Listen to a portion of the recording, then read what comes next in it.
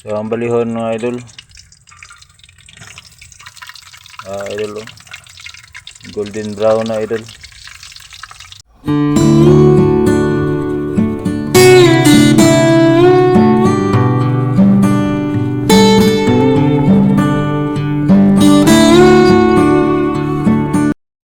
Yun mga idol, for this vlog atong lutoon ning isda nga palo nga atong na ingwitan. Mao na ko ni siya nga fish fillet nga palo nga isda mo fish fillet. Kurang process mga idol. Ato lang slice mga idol og nipis. Waon na nato ning unod.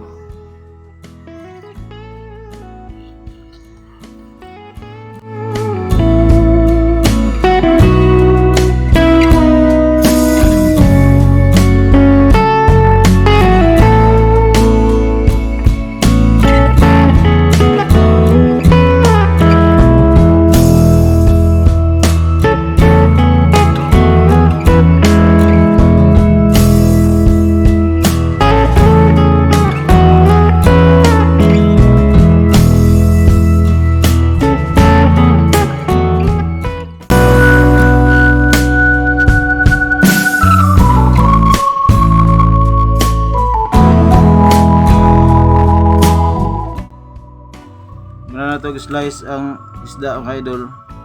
Wala siya resulta mga idol. Nipis. Puro na siya unod.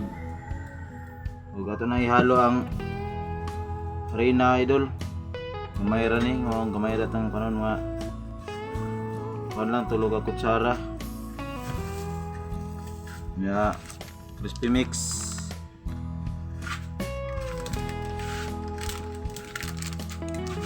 Ilan sa natuot doon.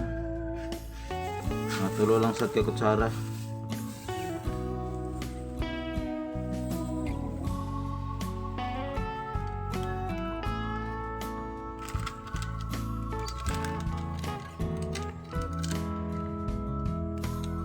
Tag-asin gamay. Light lo gamay.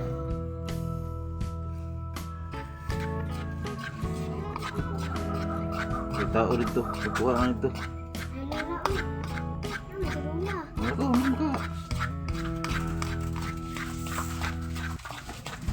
Ito lang haluan mga idol.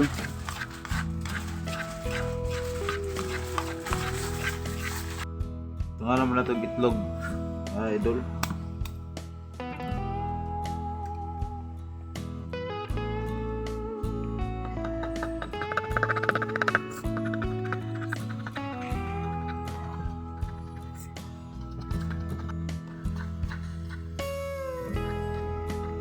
Bubutakan mo sa itong gamayng tubig.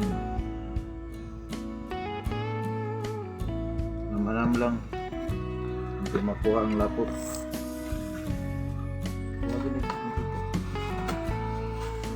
Ato lang siyang ibutang diri idol.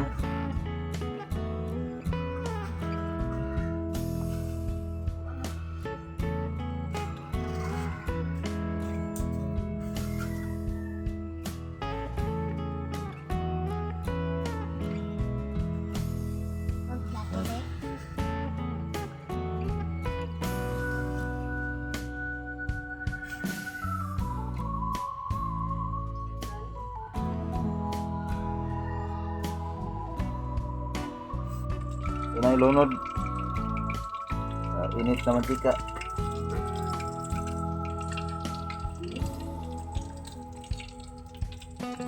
Fish fillet. Gagmay nga isda. Palo idol, palo nga fish fillet.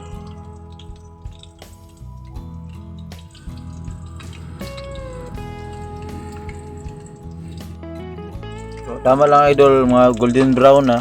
Ang balihon. Langanin pa.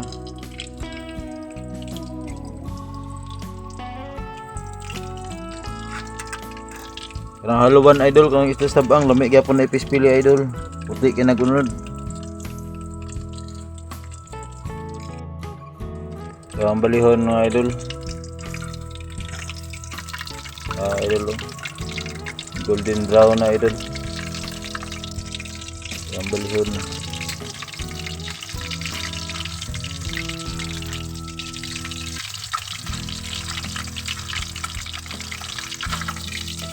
Sa mga bukid-bukid idol, okay kay nga recipe idol para medyo mausap pud ang lasa ba aton andan yung mga pahay sa bukid. Garan sa bukid, paksyo, sugba, nga na rin madali idol. Huwag na mga isda sa tabang idol, pwede kain nga niyon. Aboto na to idol na maluto. Luto na to ang fish fillet mga idol. Ano sa itsura idol.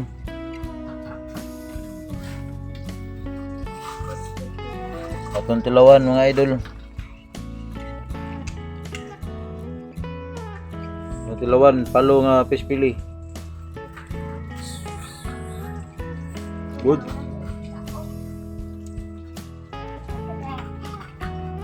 Alright, idol.